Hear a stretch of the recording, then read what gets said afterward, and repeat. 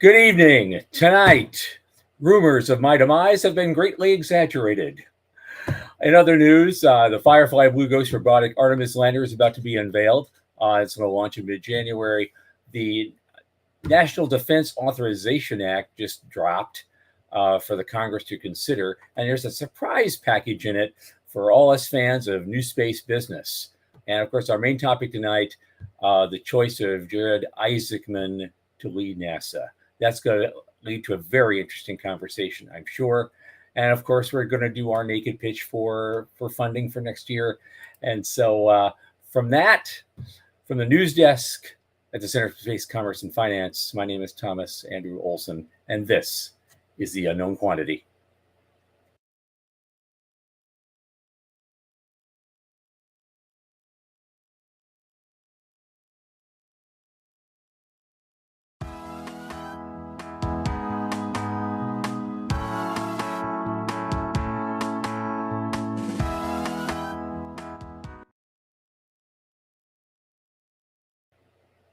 Good evening, folks. It's so glad to be back after a significant absence. We had some travel overseas I had to do. I had a surgery. I had an illness I had to go through, and something else came in to block me from coming on a couple weeks ago. And so it is great to be back here with all of you. And thank you for tuning in and being with us. And so us, what are we talking about? Who are we? Who am us anyway? What is the Center for Space Commerce and Finance? I always try to lead with this because actually we kind of had a center before the center really had a name. We started with the Space Investment Summits back in 2007, and then we took charge of the New Space Business Plan competition in 2009, and we ended up owning both those things and added the name Center for Space Commerce and Finance to it when we spun out and became our own nonprofit in 2015 and 16 period. So we've been around a while. We've done over 20 new space business plan competitions. We've done over a dozen space investment summits. And this year, we launched our new initiative, which everyone's been very excited about. You'll hear a lot more about this in a minute. Our new space micro grants. And we've been giving away $1,000, no strings, to out of the garage companies who are barely on the back of the envelope that are trying to get started and get a name for themselves and get some attention. And now, as of today, we have given out 4 of those monthly grants. The November grant winner is a company called Orbit Arc, and they are an AI and LiDAR powered solution that are designed to enhance satellite safety by providing real-time collision avoidance, debris detection, and advanced space management. They're basically building. This is really interesting. They're building this ADAR and LiDAR-driven technology as an add-on to a satellite, which will actually equip satellites with an autonomous capability that will engender real-time mapping, debris detection, dynamic maneuvering to avoid collisions, which will increase the lifespan of the satellites. We thought this was fascinating, and we wanted to give them a little boost today. Again, they're based out of India, and the founder, Naman Chola, could not join us tonight, unfortunately, but we're going to have him on our next show, which will be on January 14th, and he can talk all about this. And they're planning on doing a lot with that $1,000 investment. So, but it's India, so $1,000 goes a lot farther. So, good luck to them. God bless them, and we will talk with them in about 4 weeks. So, the shorter news items. NASA put out a thing today, about the Blue Ghost robotic Artemis lander, and I want to actually, before I start on that, I want to bring Michael Lane on here with us. He's my cohort and great longtime space friend, and the producer of this show. And he does a really great job. Thank you, Michael, for doing this and for helping us get this thing started. And welcome to the show. And glad to always see you here at long last. Well, NASA's going to have a news conference. Can we just pause for a second longer? I want to dig into the Center for Space Commerce and Finance a bit more. Okay. I think we need to. I could have missed. I think we need to do a shameless plug on a couple things. You talked for a moment about the microgrants. As you said, we've given away four of these $4,000 bills to folks, and I want to encourage people to go to the website. And if you are a small company, an idea stage company, not pre-revenue, not revenue, not seed or Series A, but if you are an idea level company and you think you want to be in the space biz, really want to encourage you to submit for a microgrant. And then if you're in a better spot financially and you really want to help and think what we're doing is pretty cool, why don't you join our community and commit some dollars to this thing?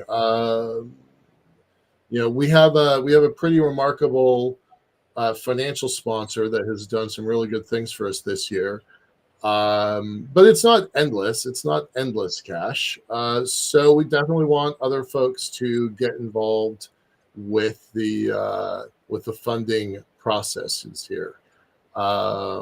There's a QR code up here at the top left-hand corner. And I'm going to post a link here in the chat. For people if they want to come in and join us. So that's the first plug. And then the second plug is we have a benefactor who's committed an awful lot of capital, already put in a lot of capital into our nonprofit. And he promised to back our initiatives, right? He's offered to match dollar for dollar up to $50,000 for any funding that comes into the Center for Space Commerce and Finance.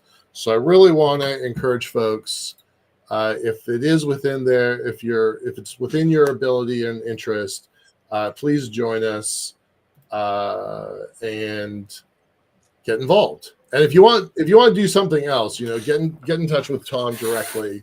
We're always looking for partners and allies in this.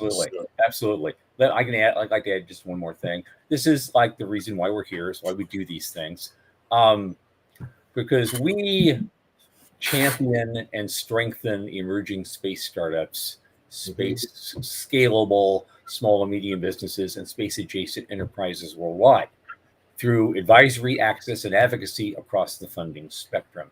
This is what we've doing. This is what we've been doing for 15 plus years.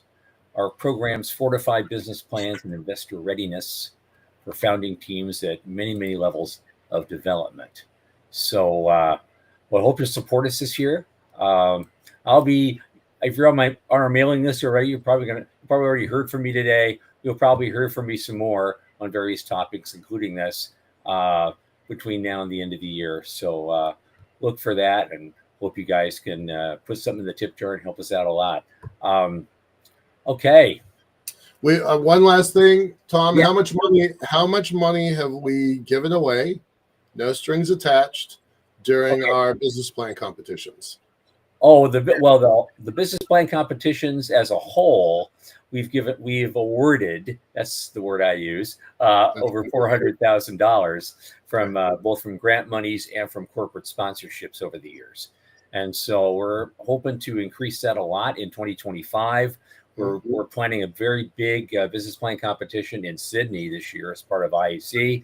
And we're hoping our goal is to raise $50,000 prize for that. And so we got some interesting context on that. We're already having those conversations. Yep. All right. Might actually surprise you. So when I can announce it. So there we go. All right. I just want to make sure we got all our housekeeping done. Let's move on to the meat of today's conversation. Where do you want to start? Okay. Well, again, just maybe you can show that link, the NASA news release. Yep. Because I thought Firefly built this thing. There's this sub program under Artemis that NASA does. It's called the Commercial Lunar Payload Services, and they contracted with Firefly to build a robotic lander. Well, apparently, they got it built, and it's being put on this rocket real soon now, and it's expected to launch mid-January. And they're going to do they have a news release. They're going to have a it's not really a live press conference. It's a virtual press conference. It's like a Zoom call, but it will be a week from today, like 1 p.m. Eastern. They're going to have this news conference. And I thought for those who are interested in these kinds of things, this might be something really worth having a look at. I know I'm going to be there, and I know I might have a question or two for them. So we'll see. Now the next thing, this is a lot of this is going to be this is Michael's thing. He turned me on to this today. The National Defense Authorization Act just dropped like yesterday for 2025. And there's all sorts of things in there, but there's this little blurb put in there, and one of our own actually helped the ProSpace lobbyist people get this in there, and I call it a surprise package for New Space. Presuming this measure passes, and I will let Michael talk about that more. Sure.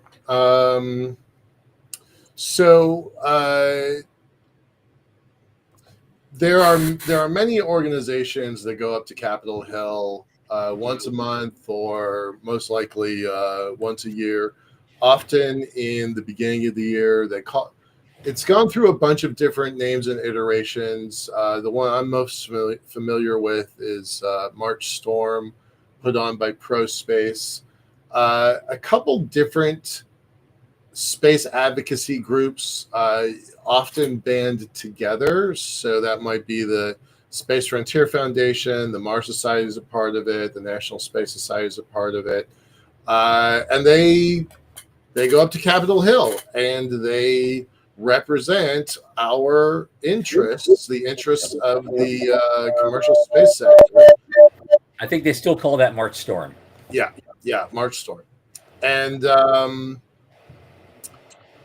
so one of the things that Tom was talking about is our friends Michael Mealing, who was on I think he was on our very first episode a couple months back, and Sean Mahoney.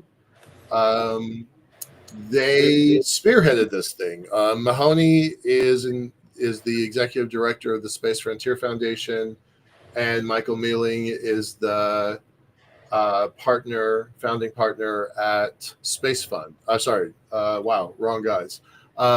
Starbridge Capital. We're friends with a lot of venture capital companies in the space sector. Like I gave them the wrong name. Anyway, so Mealing and Mahoney and a bunch of other folks. This stuff doesn't happen with just two people. There's dozens and dozens and dozens of folks that go to Capitol Hill and lobby on behalf of private citizens. This isn't well-funded super PACs that you've heard so much about in the last couple months. This is standard average citizens paying their own way to go to Washington, D.C.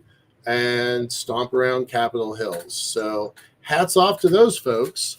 They have been really successful with many projects in the past. And they went and said, look, there is this language in law right now that the FAA monitors a learning period. The FAA is ready to start looking at the commercial launch sector, the whole industry, and starting to put some guidelines, some say barriers, on the industry. And because this is still such a nascent community, a nascent commercialization effort, there has been rules in place that say, look, we're in a learning period.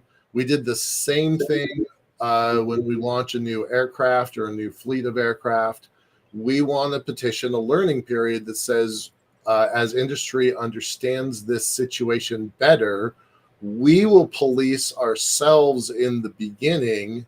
And then once it's more mature, once it's more robust, then Uncle Sam can step in and take on a role. And that original learning period was supposed to end just a few weeks, and now it's going to be extended until 2027. That's still not a long time, but given how fast this industry is moving, that's still probably better than nothing. So, this indemnification was set to expire next year, so and is extended now to 2028. So that's really useful. It's good for the industry. It's good for the sector. We're definitely supportive of it. I think that's kind of all I had to say about it. But I would definitely take a look at some of the work that the Space Frontier Foundation is doing and the pro space people, because this is an annual thing that they do. Anything to add, Tom? Have you ever done the March Storm? I have not done the March Storm in many, many years. It's probably back in the aughts. There are still 2 zeros in the year 2000. It's probably the last time I was involved in something like that. Yeah. Interestingly, that story, I'm looking at it now too. Yep. And of course, the predictable comments are the predictable comments. But the comments in Space News are always worth reading. Well, especially the last one at the bottom. The last one at the bottom. That guy has a really interesting approach. He starts out by saying, why don't we make the learning period permanent? Yeah. And he questions the logic of a learning period being something that people must seek permission for. And so I thought it was an interesting point of view. I don't know how well that's going to fly, but he got a lot of a lot of plus ups things, excluding from some people I know. But and he has a point. Space is limitless, so why are we acting like this is a limited thing? Yeah. I like him when he says, just go, go, go. The moment that turns into no, no, no, we've got a problem. Yeah, for sure. For sure. And I guess I understand his logic there, because you're saying if you make people worried all the time, especially investors, that you're going to interfere, without warning on something they've been putting their money in, right. They may be less inclined to put their money into it. And so the idea of excessive regulation, or the potential of excessive regulation, really has a chilling effect on new investment coming into an industry and in the companies who are trying to get involved in an industry. Yeah. They think some regulatory overreach is going to start happening any second and without warning, I guess, is the issue we should probably raise in having that discussion. We've had it pretty well for 20 years now, roughly. Mm-hmm. AST was started just the very next year after Virgin Galactic and the winning of the X Prize. So we've had the feel to ourselves. We help write the original law. Right. Yeah. And so we can't say we've been innocents in this, hiding on the sidelines. We've been involved in regulatory capture since we helped start that regulatory agency. Right. And now they're saying, hey, we want to regulate you some more. We're waiting. No, we're not ready yet. Not yet. So you can make that argument too. Yeah. It's like, okay, someday we got to be ready. At some point, this industry is mature enough to stand on its own feet and withstand scrutiny.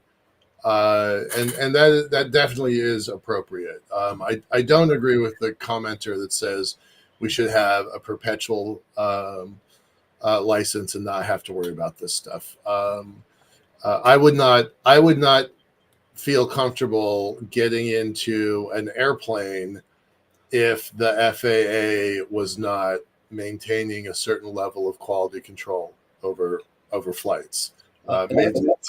Which is fine, I guess, but it does raise the question, and we're raising the question about everything these days, right? Yeah, in the last few years, and it's like, well, okay, who are these people? Who's doing the regulating? How are they regulating with a light touch or a heavy-handed touch? And if they're doing a heavy-handed touch, what's the agenda behind that? And and whether those questions are reasonable or not, people are asking them. Yeah.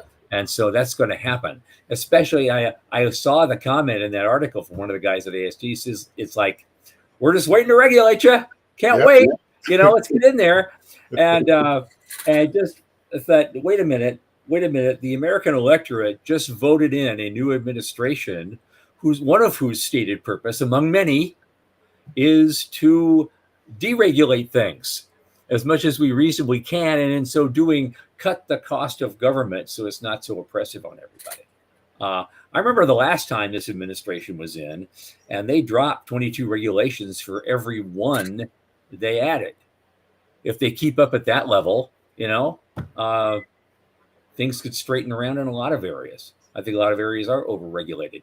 Is aviation and space overregulated? I don't know. I guess we'll find out. I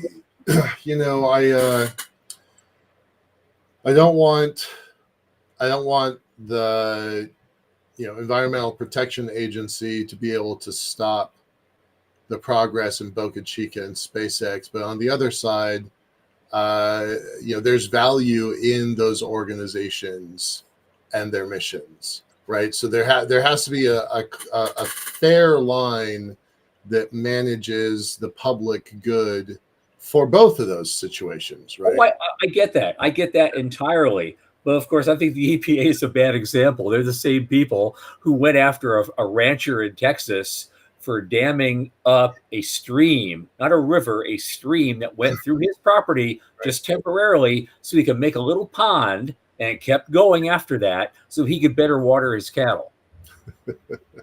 And of course, this is an environmental hazard for the whole world. It's going to fall apart if they don't stop him from doing that. Right. So we got that problem as well. Yeah. All right. Next article you want to talk about. What do you want to do? Okay. Well, I know you had some small things that you had brought up today that you wanted to bring up, and we can talk about that briefly. Yeah. And we can move on from there. We can move on to our big topic of the day. I've got a bunch. My stuff is a lot of it's bits of mishmash along the way.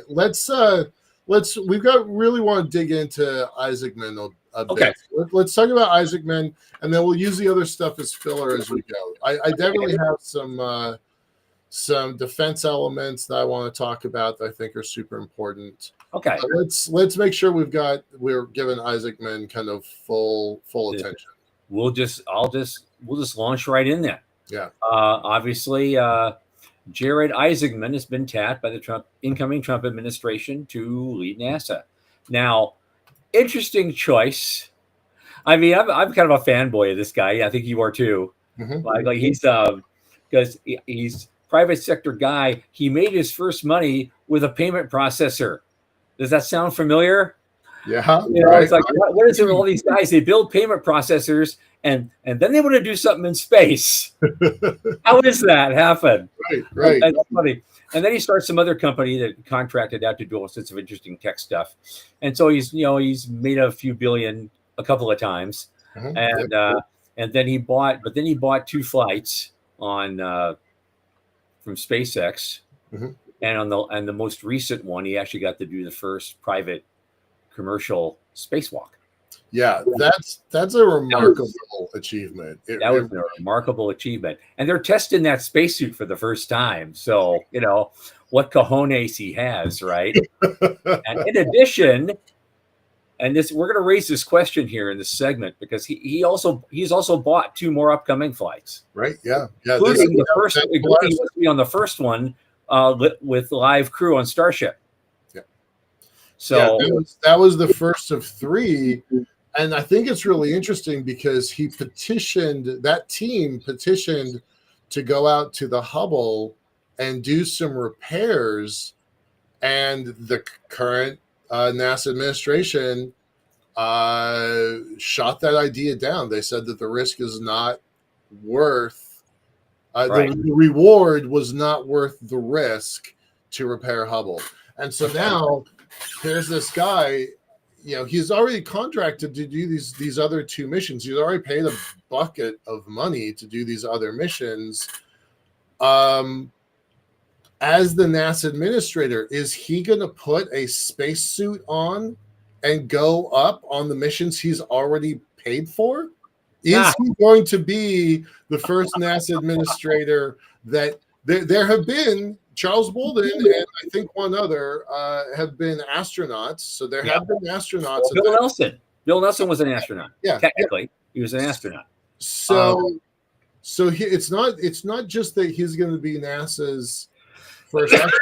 That's not true. But he may be the first administrator that goes to space during the administration.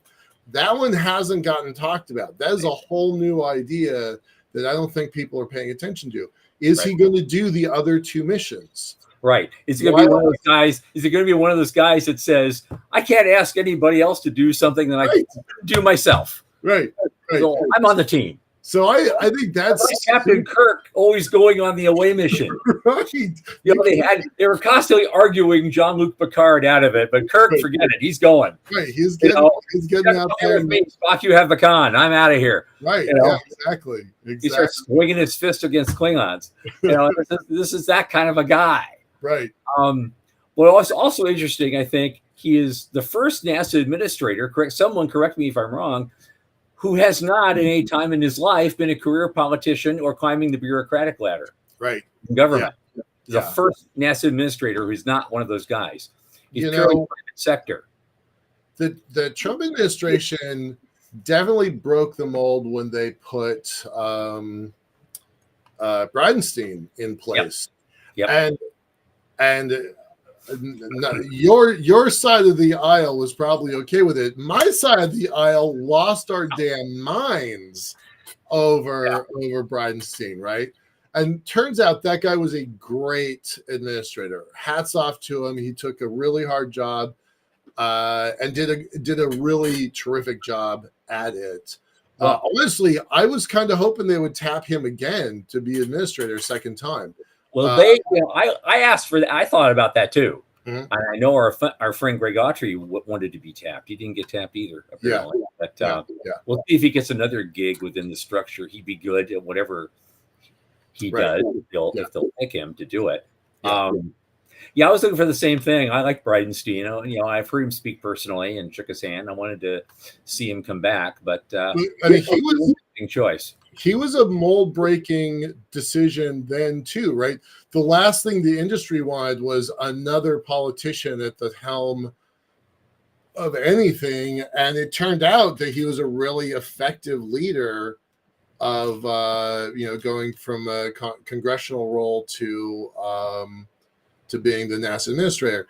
And it was because he was so successful that it gave the Biden administration kind of leeway to bring Nelson in as administrator. Right? I was absolutely infuriated with that. Absolutely. In charge of the hen house. Right. Exactly happened. This is the guy, he and Shelby were the ones that saddled us with the Senate launch system. Right. You're going to be sure for that 4-year period, that's all we're going to hear about, and that's all they're going to spend money on, and that's all we are going to freaking get. And it has look what happened. A giant catastrophe this whole time. And speaking of that, that's a little news plug this week. Right. Was the flight being pushed back because Orion is having a problem with the heat shield. Right. Okay, all true. I don't want to get into that topic yet. I want to stick with Isaacman for a second.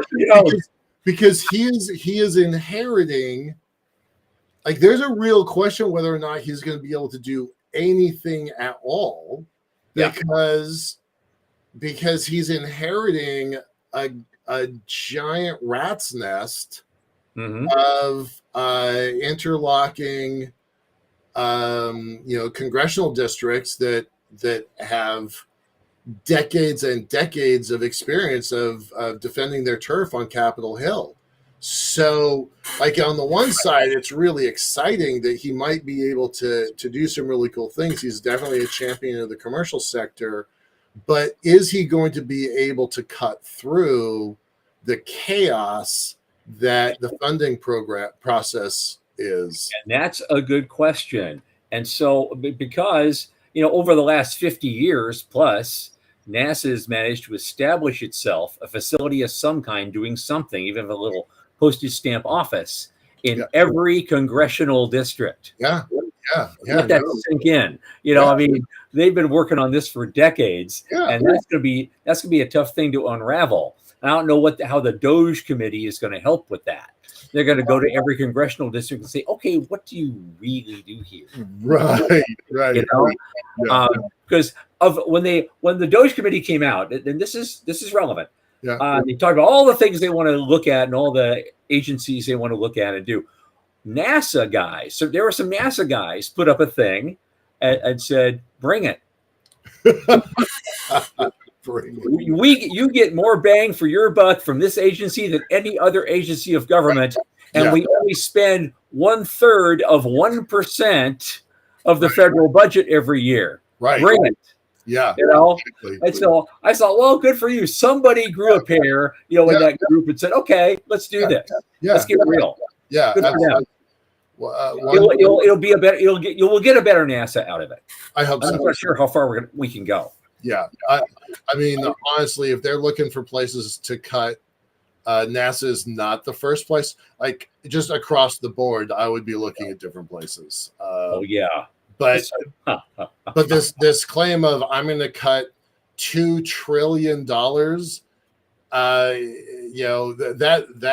that's absolutely nonsense. There's absolutely no way they can do that without digging into entitlements. There is no government left if you cut $2 trillion out of the federal government. Well, I don't know. Maybe we should go Chapter 11 because $1 trillion of that is interest on the national debt. Yeah. Why can't the government go Chapter 11 like everybody else? Yeah, like every other business, Chapter 11 or 13 when you're a business. What's the restructure the debt and pay less interest, or maybe have a moratorium on paying interest on the debt for 5 years. When America sneezes, the world catches a cold. That's a terrible idea. No one is going to support that. No one. Well, it's either that or have a going out of business sale because because we're only collecting half as much as we spend in taxes. Yeah, and no one's going to have their taxes doubled. Yeah, and you can tax you could tax the entire. Every rich person in the world, you could tax, everything, and that would run the government for about 6 weeks. Right, exactly. Yeah. So speaking of rich people running the government, so Eisenman has a $2 billion net worth at 41 years old. So not bad, kiddo. He started his company at 16. I did not know that. I literally learned that a few hours ago. So that's pretty remarkable. This article is pretty funny. I do recommend that people read it. It's very much a paid release. Okay, I want to just be really, really clear and transparent. By the way, we didn't write this. It came out just a few hours ago, and we thought it was worth reading. It's a press release, and that's fine. That's still news. It's pretty funny though. They talk about all his background and the stuff we've already talked about, Polaris Dawn and his other missions. But then it's like, if you're not suitably impressed, then telling you about his ongoing charitable partnerships is simply a waste of time. That guy generated something like $50 million for St. Jude's Research Hospital. That's just one thing that he did amongst this other stuff, which I thought that was pretty neat. This article's talking about some of the things that he's going to have to deal with. We've talked about some of them. This relationship that he has with SpaceX already. All right, I'm just going to put this out. I have no actual knowledge, this is just my gut instinct talking, Okay. that Trump asked who should be the administrator. It's not going to be Musk. So Trump's like, okay, I'm just imagining Mar-a-Lago right now. Trump is like, who should be NASA administrator? Because normally NASA administrator is a role that you wait 5, 6, 7, 10 months to fill because there's other stuff more important, right? But I can imagine, strictly my imagination, a conversation at Mar-a-Lago where they're having beers and maybe Musk is a little stoned because we know that's within the realm of the possible. Yeah. And they're like, who should be in charge of NASA? And Musk, without even blinking, and again, I'm making up this story, but I imagine without even blinking, is like, it's got to be Isaacman, right? Well, you know what? Look, there's always a grain of truth behind all these wild speculative stories. And because that's one of the points I wanted to make, because he needs, and it even says in the article, he has an opportunity to strengthen reliance on certain industry partners to keep things running smoothly. Yeah. But he may be faced with some pushback based on conflict of interest, like we just kind of touched on. Yeah. He's already a good friend of Elon. He's already paid to ride on his spacecraft twice. He's paid for 2 more upcoming flights. Mm-hmm. How independent is he in his decision making? And so that's going to come up, because sometimes I see this stuff sneaking in, and it's all those old buzzwords like public-private partnerships, right? Yeah, or running government like a business. Well, the first guy who mentioned running government like a business was Jimmy Carter. You're right. We see what happened there. Right. That town ate him alive. No, you don't run government like a business. You run government like a government. Right. And they have their own ways of doing things, and we need to streamline those ways. I think Musk and Ramaswamy understand that. And maybe if that's the influence they have on Isaacman, and the only influence they have on Isaacman, we may get somewhere. We may open. I'd love to see NASA more streamlined, keep the budget they have, maybe increase it a little bit, but really go out there and start doing some amazing things like, exploring our solar system. Go out, go back. They're talking about in this article about, he's got choices about what's he going to do with SLS. All right. Well, I'm here to tell you, I think he's going to cut a big chunk of SLS if Congress allows him to. Yeah. I don't think Hubble servicing, I think that's going to be a blip on the radar. I think that's something that he personally wants, but he's going to have to deal. He's going to have to deal with China. He's going to have to deal with the moon and somehow bring Artemis, the whole plan of Artemis, which yet does not have a dedicated timeline, a dedicated known budget. Yep. How is he going to wrestle with Artemis? And remember, Artemis was a Trump 1 plan. Right. Yeah. So he's got to figure out how to take this thing that is a chaotic jumble and streamline it into something that actually puts boots on the moon. And it damn well better be before China gets boots on the moon, because they're not having the same sort of, internal chaos. So well, that's why that blurb I saw today about, the Orion is now being put, the thing's being pushed back to 2027 because Orion's having a problem with its heat shield. Oh, for God's sake. How many billions have they spent developing Orion? Yeah, I mean, 20 billion at least developing Orion to date for the last, 10, 15 years. Yeah. Whereas Musk developed the Crew Dragon on less than 1/10 of that budget, and it's already flying. Yeah. It's flying fine. In fact, he flew another one up there to rescue the astronauts who got stuck up there because the CST-100 didn't work. And so what do you say about something like that? I think it'll launch again with people on it. It'll go around the moon and come back. So it's really not that launch. That's already in the planning stage. that thing's going to roll out under the pad in another year or two, and it's going to go. The question becomes, will the third launch ever happen? The one that actually puts boots on the ground. Right. Yeah, and I don't have an answer to that one. I really wish I did. Yeah. And I think that's going to be the ultimate test of Isaacman and the whole of NASA administration is, can they do that? Can they succeed with that task? And I'm not sure, given what they have right now, if they can.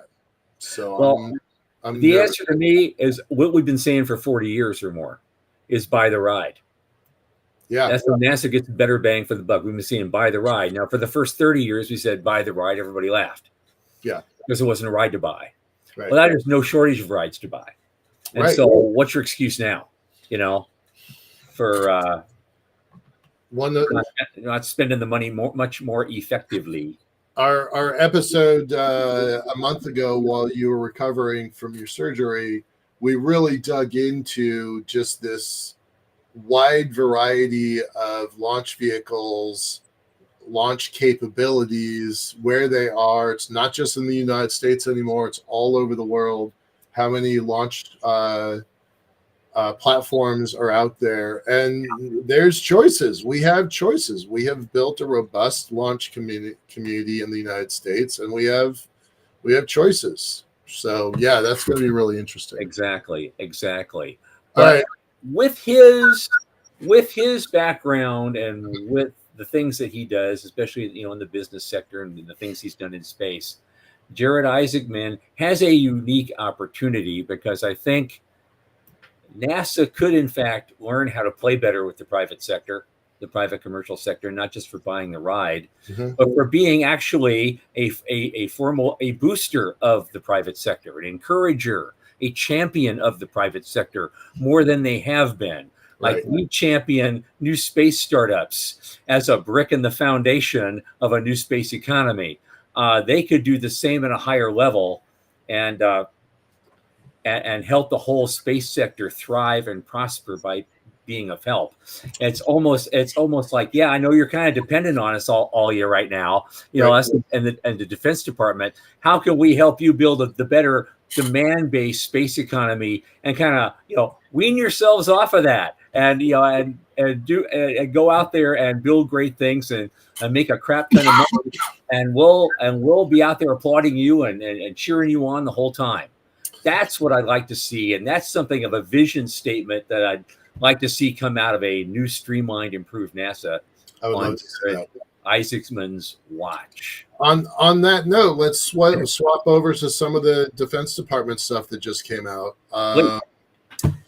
Because like, if that's what we're hoping for NASA, that is beginning to happen at Space Force. So some interesting stuff. So we talked a little bit about the National Defense Authorization Act. So that just came out just a few days ago. Has not been approved yet, but it almost certainly is going to be sorted. So there's a couple things that are happening in the DoD space that's, some of it's pretty relevant.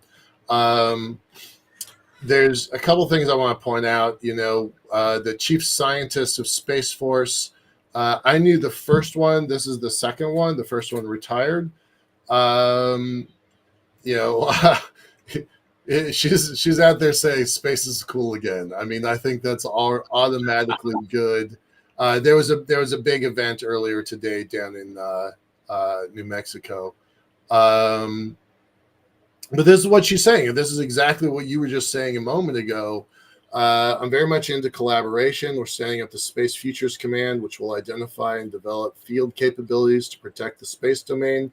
Commercial industry will be a very important piece of that. That's super important, right? I've been on the ground floor of the development Space Force since its kind of early demise at the end of the Obama administration, and then the kind of surprising way it was announced during the Trump administration. Space Force just celebrated its fifth anniversary just a few days ago, and it's still a small organization. It's still experiencing growing pains, but here the same thing from Dr. Williams. We're not going to succeed without our partnerships, international, academic, and the commercial industry. The commercial industry has a lot of innovations. Thanks to the commercial industry, we have faster timelines. The cost has gone down. The commercial industry brings a lot to the table, making sure we have a great relationship that's beneficial for all of us, can continue to make advances for all of us. So I have seen that language from the first chief scientist, and now it's being repeated by the second chief scientist. And that always makes me feel really good. That gives me a lot of confidence that organization is going to do all the right things. So I hope it does. But also another part of me, the original Space Cynic in me also says that, like, I think behind me on the wall, I should have that poster that Fox Mulder used to have with the flying saucer and said, "I want to believe." Yeah. I do. I want to believe. Show me. Yeah. Well, I think they really are doing it. And then at the same event, General Saltzman, he's the chief of space operations. He's the highest ranking officer, 4-star at Space Force. It's like space has never been more vital to our nation, our national security, and its prosperity. We are no longer icing on the cake. Our adversaries understand the importance of space power. And this piece right here that just kind of blew me away. And I know it's uncool to read other people's words on the podcast, but I couldn't say this better. So I'm just gonna give this to you. Let it sink in. General Saltzman on the 6 truths. Truth number 1: space matters. If you've been paying attention, you know that space has never been more vital to our national security as well as to our prosperity. At least half of the U.S.'s critical infrastructure depends on space. The joint force is sized with the assumption that military space power will be there as its backbone. It makes no sense to train for a, quote, day without space. It's simply inconceivable. Truth number 2: because space matters, we must be prepared to defend it. Throughout history, wherever our national interests collide, competition, crisis, and conflict inevitably follow. Our adversaries understand the importance of space power, and they are ready and willing to take it from us. Truth number 3: because space also matters to our adversaries, we must be ready to deny hostile space power. I'm sure most of the folks in this room understand why we call China our pacing challenge, but let me add a little color to that. Truth number 4: space is a war-fighting domain. Truth 5 builds on this point. The Space Force organizes, trains, and equips, but also conducts warfighting operations as an integral part of the joint force. Truth number 6 brings it home. Not only are Guardians warfighters in space, Guardians are the only warfighters with the unique, career-long, specific training, education, and experience required to achieve space superiority. So that is a badass paragraph. Yeah. Hats off to General Saltzman. A point of pride, we've actually interviewed General Saltzman on our show about 4 years ago when he was, quote, merely a 3-star general. So now he has become the highest ranking officer in Space Force. And I've really admired all of his public statements. So I just thought that was something that was interesting, important. And it goes back to your comment about what's going to happen with NASA. Are the commercial partners going to be integral to NASA? And I think that General Saltzman is saying that, and he has said in other places, that the commercial sector is a necessary part of the larger Space Force community. So between the comments of the chief scientist and the chief of space operations, I feel pretty confident that Space Force is moving in a way that I think we can all kind of be proud of. And at the end of the day, all the dollars that flow into Space Force and most of the dollars that flow into NASA ultimately move into the private sector. People need to understand that. That the hardware that flies, ultimately that money is spent in the private sector somewhere along the way. So the more Space Force gets funding, the more NASA gets funding, the more potential lucrative contracts there are in the space sector. So I think it's an exciting time to see that stuff happening. Absolutely. Salzman's a pretty interesting character. I've never met him face to face. It's always been like this because I met him during the COVID days. General Raymond was in charge of Space Force at the time, and Salzman was, one of his senior, like I say, a 3-star lieutenant general. But Salzman's role was in the I don't want to call it the research and development side of things. It was operations, but it was more like the cutting edge, right? The future of Space Force.